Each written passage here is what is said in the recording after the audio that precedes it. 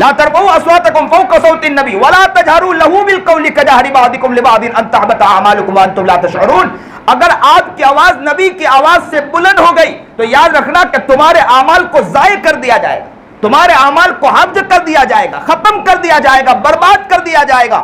یہ آیت سنی، عمر طرف گئے. عمر کی آواز یہ تھی کہ نبی کریم جناب سرکار دو عالم صلی اللہ علیہ وسلم کی خدمت میں حاضر ہوتے تھے تو آواز بلند نہیں کیا کرتے تھے، اتنی آواز کو پست کر دیا کرتے تھے کہ نبی علیہ الصلوۃ والسلام کو بولنا پڑتا تھا کہ ذرا عمر آواز کو بلند کرو، اتنی آواز پست کر دیا کرتے تھے. ایک صحابی رسول نبی کریم جناب سرکار دو عالم صلی اللہ علیہ وسلم کے عاشق دیوانہ مستانہ قیس ابن ثابت کے بارے میں آتا ہے کہ جب انہوں نے یہ سنا کہ نبی ایک آیت اتری نبی کریم جناب سرکار دو عالم صلی اللہ علیہ وسلم پر کہ یا ایھا الذین آمنوا لا ترفعوا اصواتکم فوق صوت النبی ولا تجهروا له بالقول كجهر بعضکم لبعض ان تحبط اعمالکم وانتم لا تشعرون. جب یہ آیت اتری تو زید قیس ابن ثابت کا حال تو یہ ہو گیا کہ گھر میں جا کے بیٹھ گئے، محبوس ہو گئے، وہاں سے گھر سے نکلے نہیں. ان کا حال غیر ہو گیا، حال عجیب ہو گیا. ایک صحابی رسول نے ان سے کہا، سعد ابن معاذ رضی اللہ تعالیٰ عنہ نے قیس ابن ثابت سے کہا کہ کیا حال ہے؟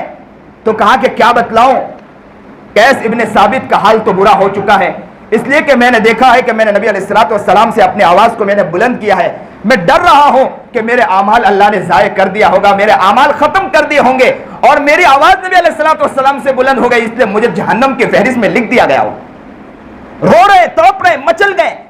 صرف ایک بے ادبی ان کے دل میں خیال آیا، یہ آیت دل میں خیال آئی، رو گئے، تڑپ گئے.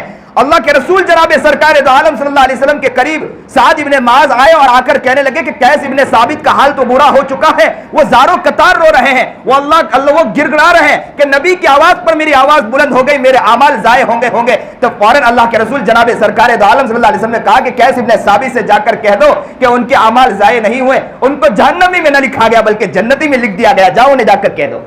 حال برا ہو گیا، صرف اتنی غلطی ان کے دل میں خیال آئی تو حال برا ہو گیا. اللہ اکبر کبیرہ. ادب کا دائرہ کتنا اونچا ہے ان کے.